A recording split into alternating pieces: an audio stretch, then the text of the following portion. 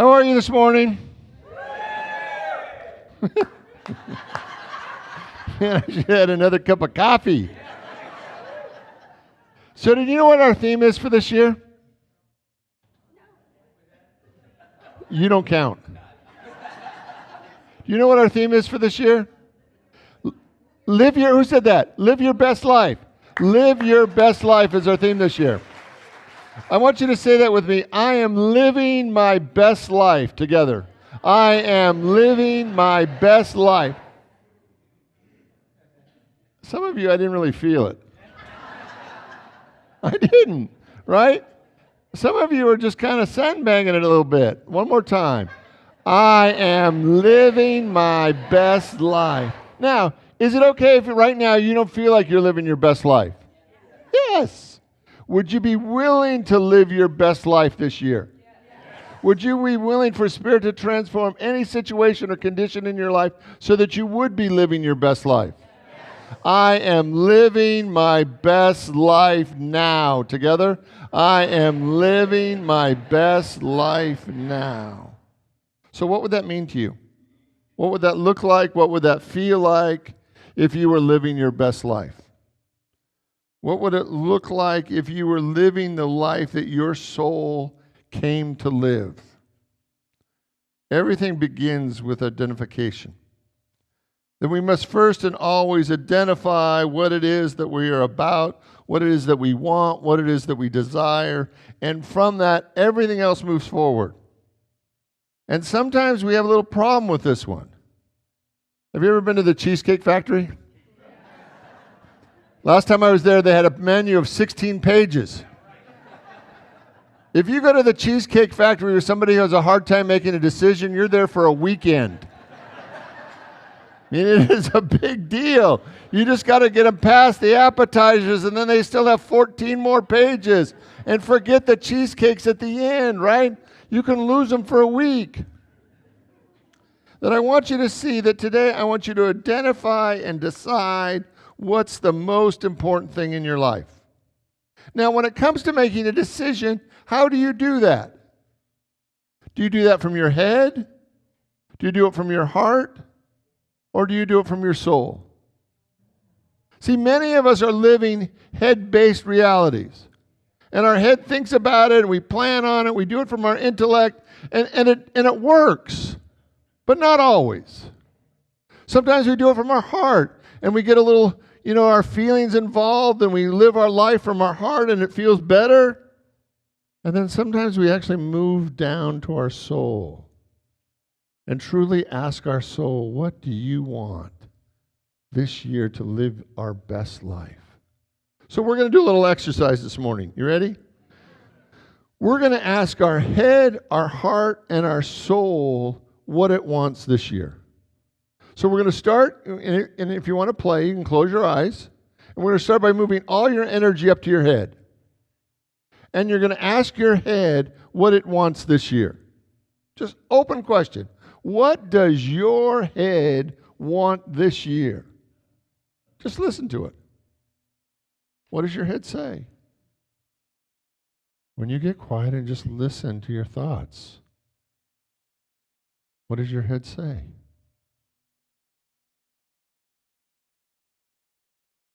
And now I want you to move down to your heart. Move down to your heart center and ask your heart, what does your heart want this year? And really listen to what your heart wants to say. What does your heart want this year?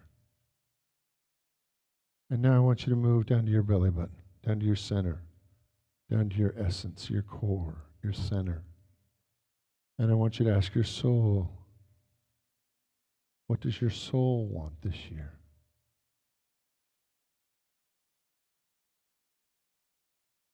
That over and over again, we live at 3 different levels. Our head, our heart, and our soul. And many of us are comfortable with the conversation that's going on in our head. Maybe we're not as comfortable as the conversation that's going on in our heart. And sometimes we even forget to check in with our soul and see what our soul wants. But we are here in service to our heart and our soul. We are here to express the glory of God. So when you're ready, I want you to come back. And some of you have lost for the next hour. How many of you had a different conversation when you asked your head the question, what your head wanted from this year? How many of you could hear a different conversation when you asked your heart what it wanted this year? And then if you moved all the way down to your belly, when you moved down to your center, how many of you even had a different conversation when you asked your soul what it wanted this year? Now the question then becomes, which one's going to win? Right? And they're not always against one another, but sometimes we have to see that sometimes our head, our heart, our soul are not always driving in the same direction. And sometimes we have to actually make a choice. What's going to be the priority of my life? Am I going to drive my life from my head, my heart, or my soul? I think it's easier when your soul wins. Because in my experience, when my soul wins, my head and my heart also get their needs met. But when my head wins, sometimes nobody else wins. Have you ever had that experience? When your rational mind wins, you might get your needs met, but there's a little bit of carnage along the way.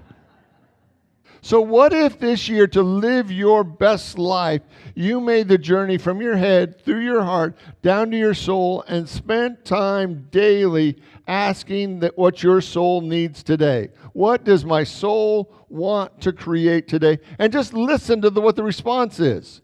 Because if your soul wants to create it, can you imagine that the very power of God is available to you to create that which your soul desires? My intellect sometimes gets influenced by my ego. Anybody else ever get influenced by their intellect, get influenced by their ego? And so when I'm driving strictly from my intellect, I know what I want. I'm pretty clear about what I want. But when I shift down to my soul and ask the question from down there, it's a very different conversation. Because not only is it the highest and best for me, but it tends to be the highest and the best for everyone involved. So to live your best life, what does your soul want? And would you be willing this year to be in a conversation with your soul over and over again about creating a bigger life for you? I am living my best life. Will you say that with me? I am living my best life. See, we're moving into this Easter season. And one of the things about this Easter season is that I think we have to open a space for the impossible. Because the impossible is often what your soul is about. You know, your intellect says, no, we've got to stay in the realm of possible things. But your soul wants to play in the realm where it's truly impossible. Do you know what the elephant principle is about? The elephant principle says that a wild African elephant averages 35 miles a day. That's a lot of coverage. That's a lot of miles. 35 miles a day, if you look at a year or a lifetime, that's a lot. Do you know that when they actually had circus elephants, the way they domesticated them was to put a metal bar around one of their legs and to drive that metal bar to a chain and put it to a stake, and they'd give them about 10 feet. And when an elephant was small and they would drive that chain into the ground, the elephant learned that it couldn't pull that chain loose, and so it learned that it only had 10 feet. And it was completely free in that 10 feet, but it wasn't 35 miles. And it learned that the circumference of the possibilities for its life happened within that 10 feet. And yet an elephant is created to travel 35 miles a day. And I want you to see your own life and to look at the way that you have been domesticated. To learn the ways that you've learned to limit the possibilities of your life to the 10 feet around you. And that sometimes to live our best life, what we desire most is not within that 10 feet.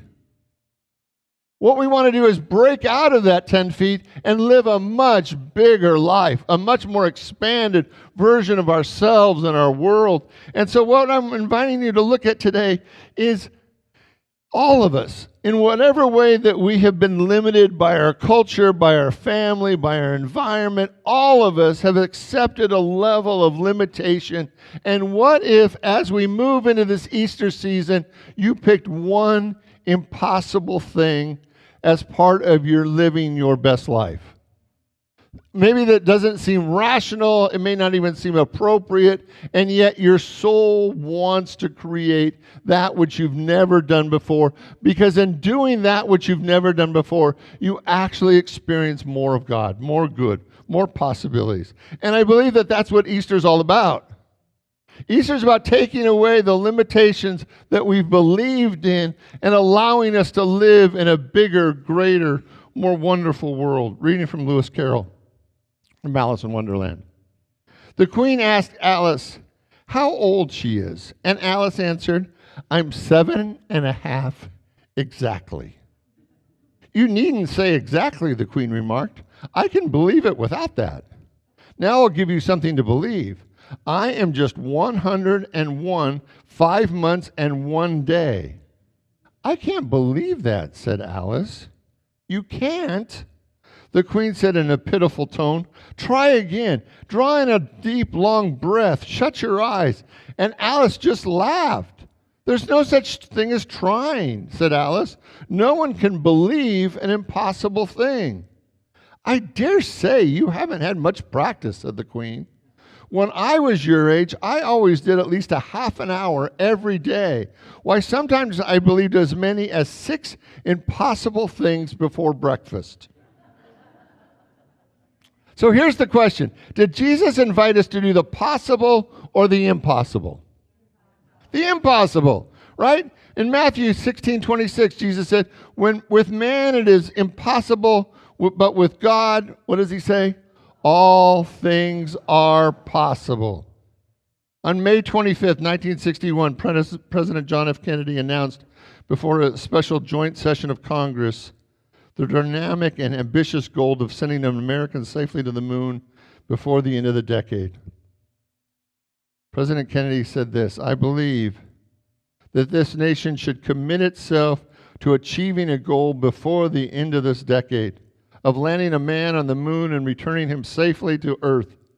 No single space project will be more exciting or more impressive to mankind, no more difficult and none more difficult or expensive to accomplish."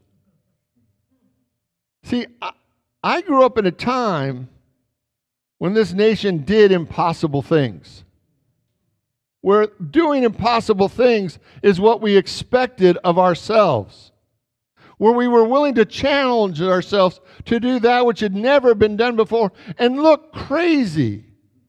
And in the act of doing it, we began to believe in possibilities that had never been done before.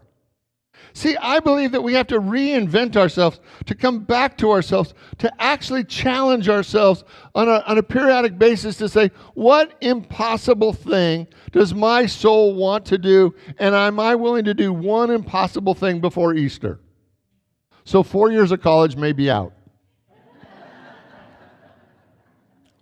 Right? But what would be one thing that's just outside your 10-foot circle of possibilities and would be bigger and greater than you've ever lived before and would be a statement that you're listening to your soul and you're trusting your soul and to allow your soul to actually be in charge of your life?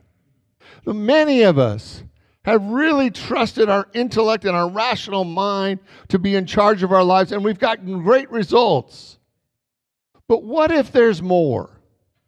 What if there's a greater possibility that your soul wants to demonstrate to you so that your mind, heart, and soul can act in unison to express the glory of God?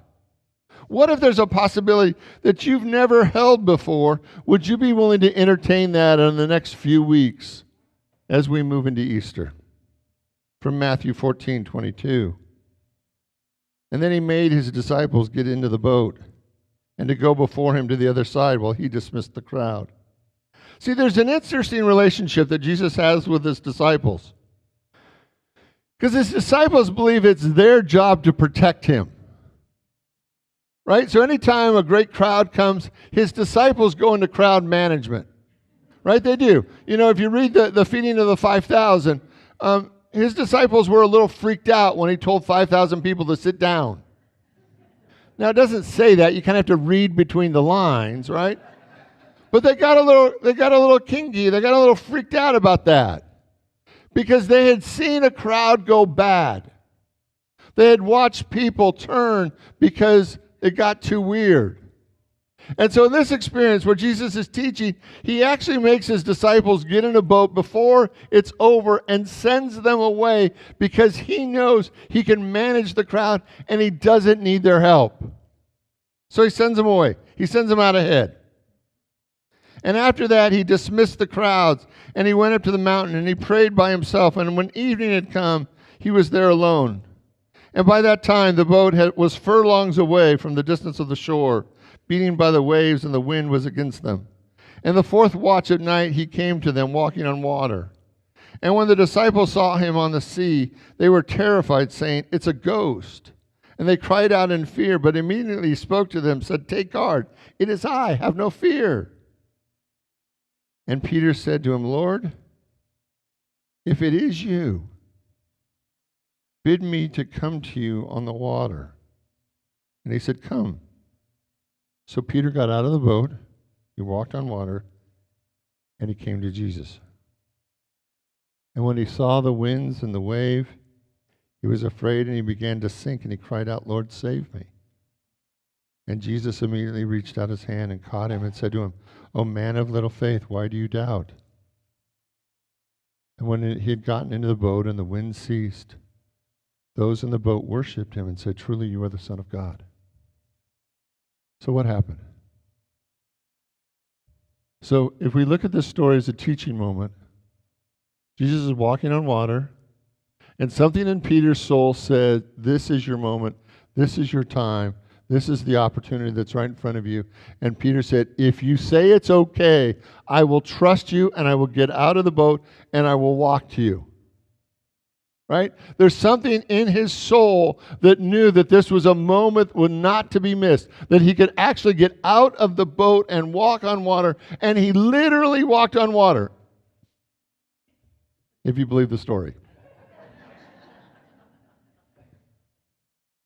And he walked on water until what happened? Till he looked at the wind and the wave, till he looked down. Till he looked at his fears more than he looked at the possibilities.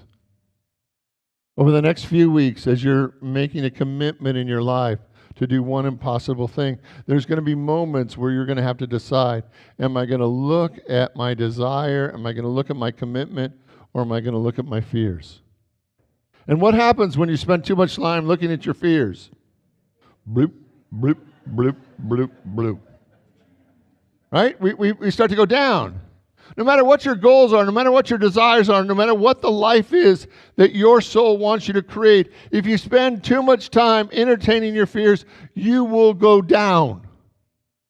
And yet there's this opportunity over and over again for us to look up and see a possibility that is greater than we've ever lived before, to not stay within that 10 feet, but to actually wander 35 miles from the place that we naturally know and to live in a life that's bigger than we've ever known before. And every great teacher, in one way or another, has invited us to entertain the impossible. Nelson Mandela said it this way: "It always seems impossible until it's done." French proverb says it this way: "To believe a thing impossible is to make it so."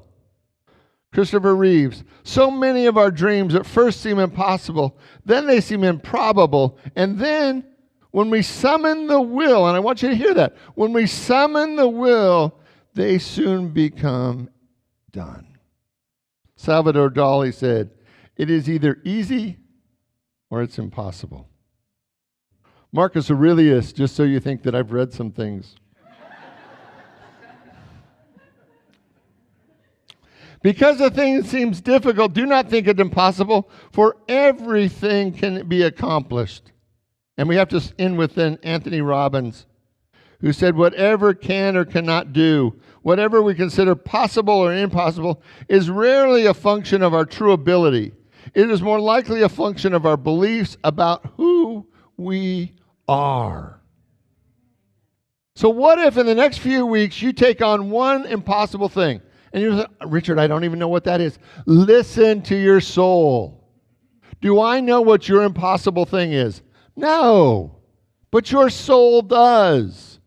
And the more that we begin to listen to our soul over and over and over again, God in you will reveal the path. God in you will reveal the way. God in you knows what your soul has come to do and accomplish and to be. God in you is our path. So you ready for your homework? I want you to pick one impossible thing that you'll be willing to entertain before Easter. Now, if you don't get it done by Easter, do you get penalized? No. Right? If it happens the Tuesday after Easter, I'll still give you your gold star. But I want you to entertain one impossible thing that you will do this spring as a way of giving your soul more room than it's ever had to express the glory of God that's within you.